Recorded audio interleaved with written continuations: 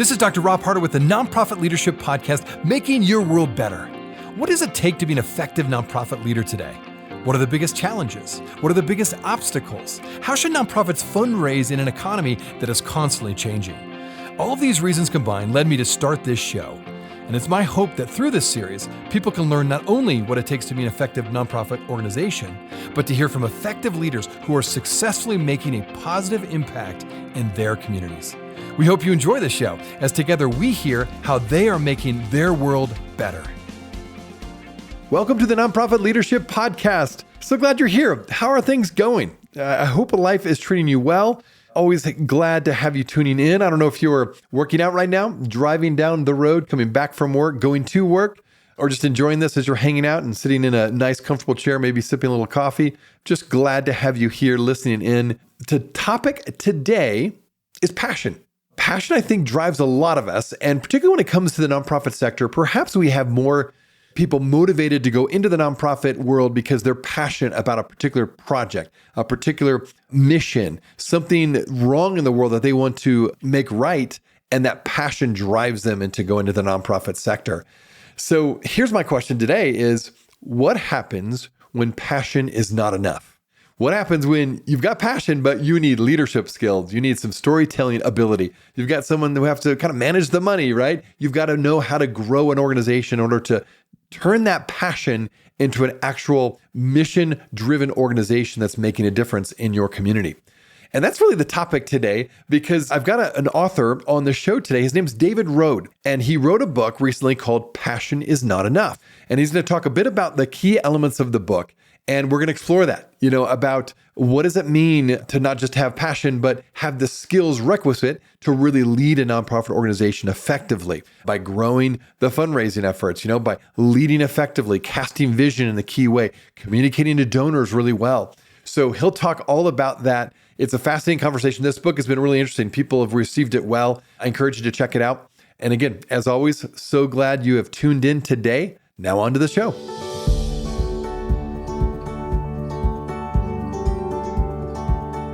This podcast is sponsored by DonorBox. DonorBox, helping you help others with the best donation forms in the business. David, great to have you on the show today. You have a new book out there called Passion is Not Enough. So I thought we'd start by just talking about that a bit. In your mind and from your research, what are some of the key elements to include when you're building a strategic plan for a nonprofit organization? The reason we're starting with that is because your premise is you can't just have passion, you got to have a plan. You got to have strategy. You got to know what you're doing in order to really grow a nonprofit organization. So maybe start with that of the key elements necessary when you're building a strategic plan. It is. Building your strategic plan is chapter 1. So that talks about kind of the role I think that it plays. The strategic plan is a roadmap for the organization. It's where you're here now. You want to get there. What's going to connect you from point A to point B? And the strategic plan is really that. So when I think about the strategic plan, I really think about two things primarily. One is discipline, and the discipline involves trying to get the collective leadership of the organization. So whoever is on that inner circle of the strategic planning group, some representation of the staff, some representation of the board, and getting that group to agree effectively on here's the 3 or 4 things that we are placing our bet on. We think the organization could do a lot of things, but if we focus our time and attention on these things specifically, we think we have the greatest chance of changing the trajectory of the organization. So I think discipline is a big piece of the puzzle. And the second thing I would say is really around the notion of inclusion. The strategic planning process is an opportunity to get the perspective of a lot of different people who are part of your community, your donors, your volunteers, clearly the staff and the board, community voices, and their perspective on what the organization's doing well, where the organization could potentially do more. I think this is a rare time to really listen and to look for trends. Again, you can't chase down every idea, but if a lot of the different groups are saying the same things, then we should listen. And those are big clues. Those are like wildly waving red flags that says follow me. And so, listen to those people. And I think that that's really important. The other element, the last thing I would say about strategic planning is it's important how we frame our goals. So the goals need to be measurable. They need to be time bound. And I give a very simple example in the book, but it would be easy for a board or for a group to say, we want to expand our board and have that be a goal in your strategic plan. It's another thing to say we want to expand our board from 11 to 15 people within the next 2 years. And so if you use the latter choice, then you can build a plan, you can figure out if you're on track to achieve that goal, and then you can adjust accordingly. If it's just grow the board or build awareness or do things like that, then they're too vague to really be actionable. All right, so when it comes to your book, how does your book suggest nonprofit leaders should approach building their brand to resonate with their audience and their stakeholders? Yeah, I mean, I teach nonprofit branding at the University of Pennsylvania. It's something I care deeply about. I started my career at Procter & Gamble, so I kind of wear a branding lens in everything that I do. I think building your brand in the nonprofit sector is really an interesting challenge. It's very different than how you would build your brand in the for-profit sector. And so the elements that I think that we can focus on are really the following. The one area where you build your brand in the nonprofit sector that's very different is through your people. You don't know who's on the board of directors unless they do something wrong at Coca-Cola or some other for-profit entity, or you don't know the staff members per se. But if you think about how important it is in terms of word of mouth and growing our communities and growing our networks, our people are critical to how that works. Because most nonprofit organizations don't have marketing budgets. There's not money that they're going to spend behind this. So we have to equip our brand ambassadors with the right messages. And I think as leaders, one of the key things that we can do, and I mentioned this sort of in a number of places throughout the book, is our job is to make sure that that messaging is really tight. Like they know, they have the elevator pitch down. They know how to tell people what our impact is and how we're making a difference in the community so that they don't interpret it their own way. Yes, they can put a little bit of their own spin or put it in their own voice, but the core message has to be something that's really tight and really well crafted. So I think that's one of the things that we can do when we're thinking about the brand, because people really don't understand branding all that well. They think the brand is the logo or the brand is the website and things of that nature. And it's so much more than that. It's really all of our interactions with the organization. It's all of our emotions. It's basically, what do we think of when we think of X? And if that X is your organization, what's that picture that you want in their mind? And I think it's really important for us to sort of understand that there's roughly 1.8 million nonprofit organizations in the United States alone. How are we going to be distinctive? What is it that we do best? And maybe it's best in our community or best in a neighborhood or best with a certain type of program we do, but we have to sort of own certain kind of real estate in the minds of people. And I think our job is to be very disciplined with our message. Branding is the long game.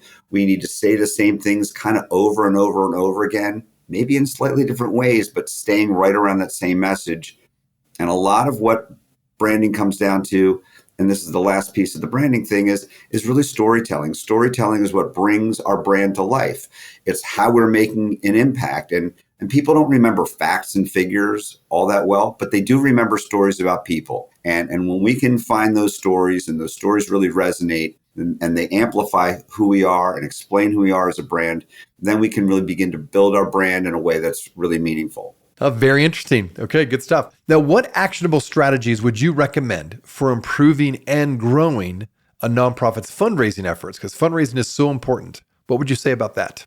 I mean, every nonprofit organization is different, and you could be a membership-based model, and your fundraising is going to lean in one direction. You might be providing services where you have major city or state or federal government contracts, and that's really the bulk of your budget. Or you might be an organization that brings in a vast majority of their money through special events. Okay, that all being said, to me, when I think about fundraising and what I coach and mentor nonprofit leaders around, typically is around individual giving. Individual giving is 75 to 80% of the charitable revenue pie, depending on how you account for bequests and donor advised funds and things of that nature. But when you're talking about something that's roughly 3/4 to 80% of charitable giving, sometimes we get distracted by other things that might be out there. And then we're chasing this and chasing this and chasing this and chasing that. The bulk of our effort should be aligned with where the bulk of the giving is. If the bulk of the giving is individual giving, then the bulk of our resource development plan should be in line with that. And I think when you look at individual giving, this really ties into your board and the board's role in fundraising. And I think when you look at your board, you then have to step back and think about, how did I recruit board members? How did I talk about this expectation of opening up doors and making introductions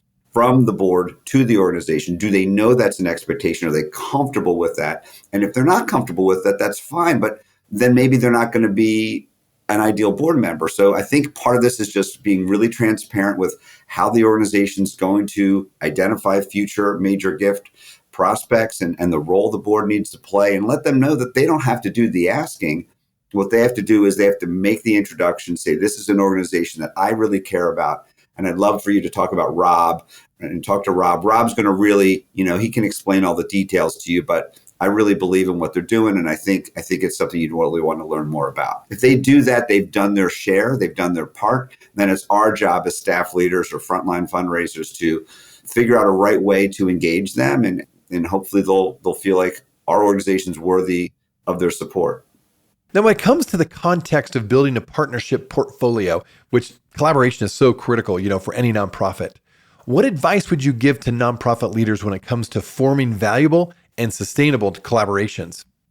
So I think when I'm focused around partnerships, and partnerships were the key lever that I drove when I ran an organization for 15 plus years in the nonprofit sector. When I was the most successful and when I grew as a partnership developer, sometimes we start thinking along lines in one way, and then we get smarter about things over time. That's what experience does for us if we're capable of growing. So where we get off track is we focus on what the partner can do for us.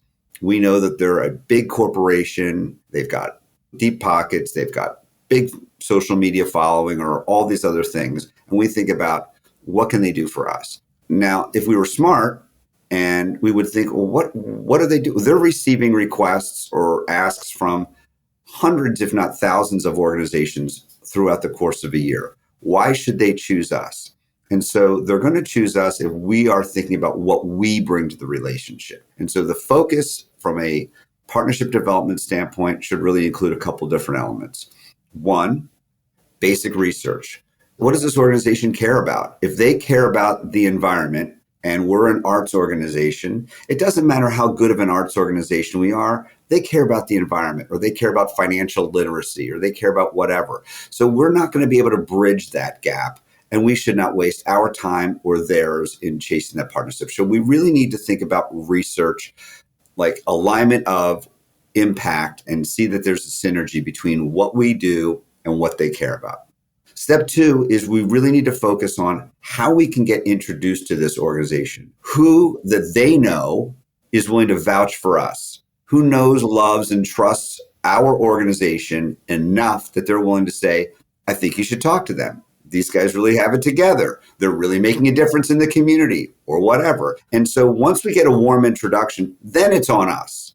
Then it's our job to kind of like, we've been given the opportunity, we can make our story, we can do that. And I outlined a ton of information in the partnership chapter 4, where there's like, here's the 6 questions you should ask when you're in front of a prospective partner to kind of run that first meeting. But we're not going to get that first meeting if we don't get the warm introduction, and if we're not talking to organizations that care about the kind of thing that our organization is focused on improving in the community. So that's some of the sort of the ammunition, and that's some of the dynamics that are at play in order to be successful in the partnership world. If not, then you're going to find it's much more transactional. You're doing an event, they might buy a sponsorship or donate an item to your auction, but that's not a relationship. That's just a very short-term thing. If you're looking for transformational partnerships that are going to, stand the test of years, then they need to be founded in value. You're bringing value to the relationship that means something to them, and they want to be part of the journey. We'll be right back. Are you looking for an easy and effective way to boost your nonprofit's donations? Well, look no further than DonorBox, the online fundraising platform that streamlines your fundraising efforts maximizes donations, and simplifies giving for your supporters. With DonorBox, you can create beautiful donation forms, accept digital wallet payments, track donations, and send auto receipts. And the best part? There are no setup or monthly fees and no long-term contracts required. So what are you waiting for? Visit donorbox.org today to get started. That is www.donorbox.org. Hey friends, thanks so much for listening to the Nonprofit Leadership Podcast. Many of you know that I provide leadership and life coaching. With my 30 years of nonprofit experience, I know firsthand how hard leaders like you work. I also know how important it is to have someone you can call on and to get help with the barriers and leadership challenges you will face both professionally and personally. I really want to help people thrive and become all they were meant to become by providing coaching and consulting services. And it's been so much fun working as a coach, working with clients who are leaders just like you, looking to grow personally and professionally. What you may not know is that I also provide consulting services. Currently, in fact, I'm working with an organization to help them create a clear strategy and plan to raise $3.5 million to expand their organization. So perhaps you're an executive director and you sense your organization has hit a lid on growth and you need a strategy as to how you can scale your nonprofit. Or perhaps the culture you set out to create is not the culture you have currently and it's impacting your staff retention. Or maybe you're facing a major resource challenge and you don't know what to do. That's where I can help. I come alongside leaders and organizations to create strategies to grow their organizations and maximize their impact. If your nonprofit needs help with fundraising, strategy, or operational effectiveness, reach out today. You can simply email me at rob@robharter.com. You can go to my website, robharter.com, or you can call me, 435-776-5173. I would be happy to provide a free sample coaching session or a consult to see how I can best be of help to you and your organization. Well, thanks again for listening. Now back to the show.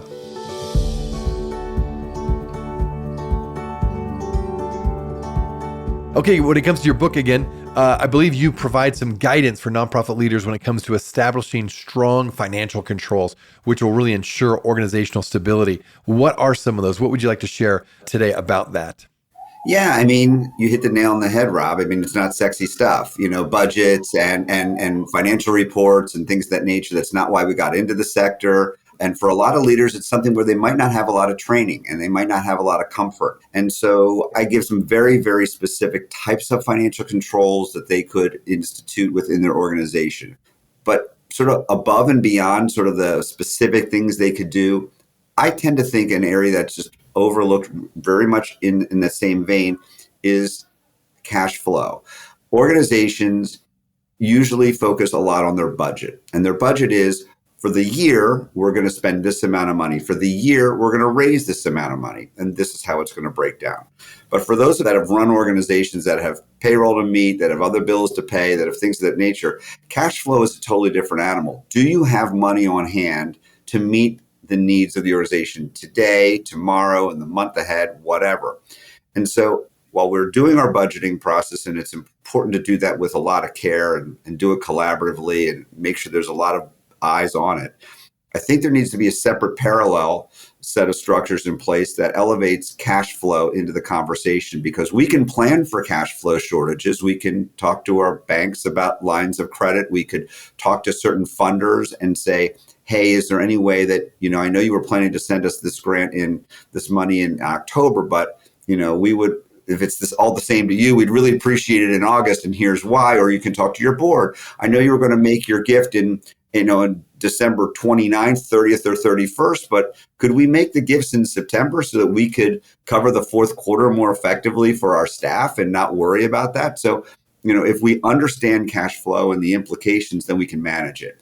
If we're surprised by things, then we go into panic mode. So we just want these things to be really transparent, really sort of part of the dialogue. And I think cash flow, is something that, if your board is meeting on a quarterly basis, there should be a financial report within every budget meeting, and cash flow should be part of that conversation. It doesn't have to be a focus, but there should just be this is our current balance. This represents X number of months worth of of our expenses, and we're in good shape, and okay, great, check the box, move along. So I think we just need to become more comfortable with that. And maybe if you are an executive director who doesn't have a lot of experience, maybe you need to schedule meetings with your treasurer or your CFO or a member of the board who has more training, so that you can get more comfortable around the numbers and have those kind of regular meetings, maybe outside of the board, so that you can become well versed and comfortable, and then can report out, more effectively.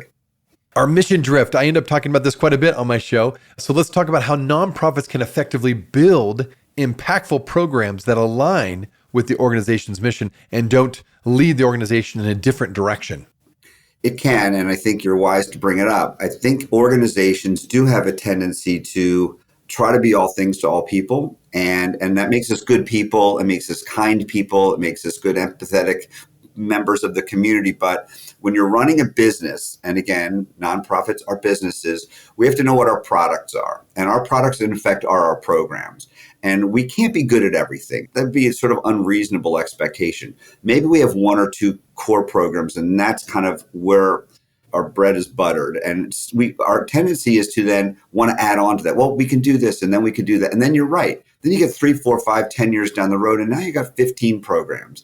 And people don't really know what you stand for. And now you got programs that are costing the organization a lot of money. They're not helping you raise money. They're not creating any visibility. They're not attracting new people to your world. And you just become spread too thin.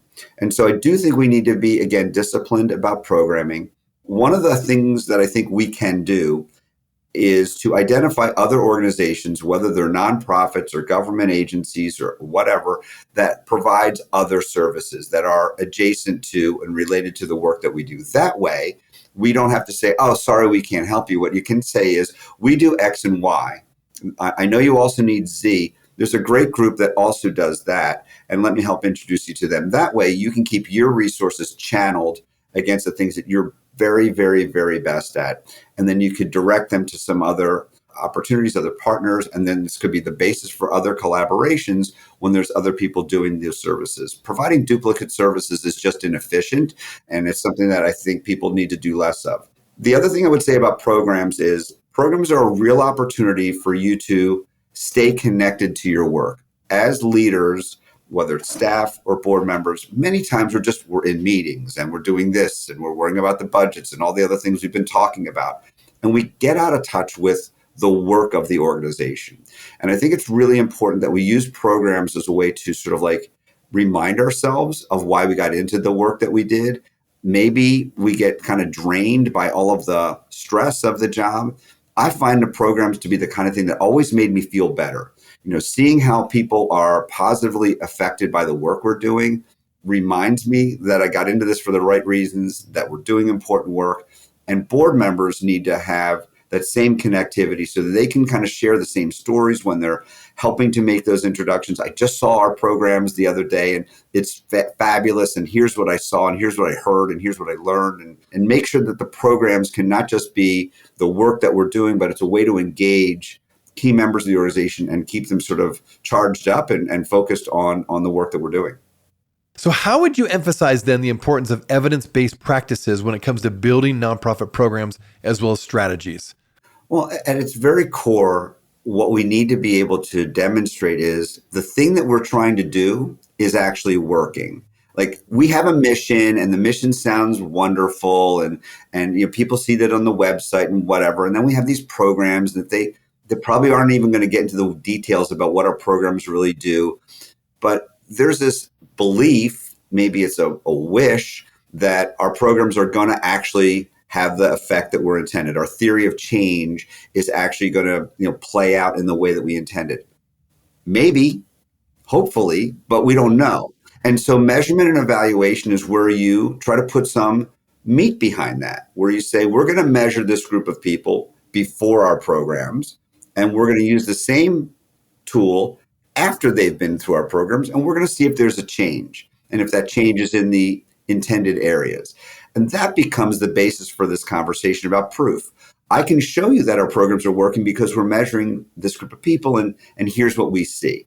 And then it doesn't become an opinion or, boy, I really like, they've got a good personality. This is about, they're making a difference. And funders more and more are becoming disciplined around requiring, this kind of proof. If you're a grant making organization and you've got 1,000 grant applications in front of you and you're going to fund 75 of those 1,000, who are you going to choose? Well, one of the ways you're going to cut it is this group of people has evidence that their programs are working. So why would I bet on somebody who can't prove that their programs are working when I can bet on somebody who is proving that their programs are working? So at a fundamental level, we become more competitive and will attract more resources if we have a measurement and evaluation program that can shine a light on the great work that we're doing. I've told people this when they're even conceiving of a nonprofit organization. They haven't opened their doors yet. I will ask them, what's your plan for measurement and evaluation? Because this isn't something you should think about 3, 4, 5 years down the road. You should start measuring as early as you can so that you can begin to demonstrate that your programs are working. Or you might find out that some elements of your program aren't working as you intended. And if you're not measuring them, then how will you know? And how can you refine them? So if you're gathering good information, you can continually make your program stronger, more focused, more effective. But it's only going to happen if you really are gathering information in real time to know if your programs are having the desired effect. Communication is so important, whether it be telling stories about your nonprofit, communicating to your donors in an effective way. So what are some of the key takeaways from your book when it comes to crafting an effective communication strategy that really, I would say, amplifies a nonprofit's message and impact? What would you share there? Yeah, I would say that one of the key learnings is one size fits all communications is a bad approach. We tend to be very lean organizations. And so when we create a newsletter or we create an email, we want to send the same email and the same newsletter to everybody. That's efficient. It makes sense at a certain level. And it's not like it's going to be harmful, but it's also not written for me. If I am thinking about communication, one of the things I want to teach and coach around is this notion of target audiences. So if I am talking to a specific group of people, I'm going to say things in a specific kind of way that maybe fills information gaps or amplifies certain things so that they know I'm talking to them. I'm not talking to people in general. I'm talking to them in particular. And when we think about target audiences, we tend to be general. We might even think about, donors. Donors are a target audience. And the answer would be, well, they are, but are they? And so I ask people to get as granular as they can. New donors are very different than lapsed donors. Young donors might be very different than older donors. People that have made multiple gifts are very different than people that have made just one gift. And so our job is to try to break it down as much as we can and to craft communications, which might have the core messages that are all the same, but at the margins, what are we saying to kind of make it really relevant and resonate with them so it'll be more effective. And I know that the more narrowly you define something and the more you tweak something, that's a big lift for certain organizations. And I appreciate that. But at the end of the day, it's going to be more effective. So, if you think logically, then this is time well spent because you're then going to be able to, as I said, craft messages for a specific audience in a way that they'll think, these people understand me well, and they're trying to stay connected to me versus, hey, everybody. And the same message goes to volunteers and donors and clients and strategic partners and board members and whatever. And they're all getting the same message, but they're all going to hear it very differently and not particularly well. I mean, think about it. If you have an organization which is dealing with a younger population, then you might need to lean into social media. But what's social media? Which channels? Like TikTok is very different than an Instagram or very different than Facebook and Pinterest and LinkedIn and whatever. So who are those people? What are their general characteristics? Where are they consuming their information? What's the best way to reach them? These are all things that we have to consider. Otherwise, we're going to miss people. Well, David, thanks again for being on the show. I'm glad you wrote this book. It's got some great insights in it. So how can people find out more about you and more about the book? Well, the best place to find me is on LinkedIn, David Rhode. I'm easily findable. The book is available online at Amazon and Barnes & Noble. Just put in my name or the book title and it should show up. And it's what I'm so pleased about, Rob, is like the reviews I'm getting on the book. For the people that are reading the book, they're getting so much practical advice and so much that they can put to use right now. This isn't a book that talks down to you. This is a book that's sort of I've been in your shoes. I know what you're going through, and here's how to move forward. I want people to embrace the role and have more confidence. So I'm delighted people are finding the book. And if they reach out to me, I'll find time for them and would love to hear their feedback and would love to support them along their journey for leading nonprofit organizations. Well, thanks again, David. Appreciate you being on the show. Rob, thanks so much for having me. I love the conversation, and I really appreciate what you're doing to try to support leaders through the podcast. Hey, friends. Well, I wanted you to know that this podcast can be found on iTunes, Spotify, Amazon, Google Podcasts, and wherever you listen to other podcasts. I also want to encourage you to like, subscribe, and share this podcast with others. This will actually help us get this great content out to more nonprofit leaders just like you. You can also join the Nonprofit Leadership Podcast community, find other resources and interviews of past guests, all on my website, nonprofitleadershippodcast.org. Well, thanks again for listening, and until next time, keep making your world better.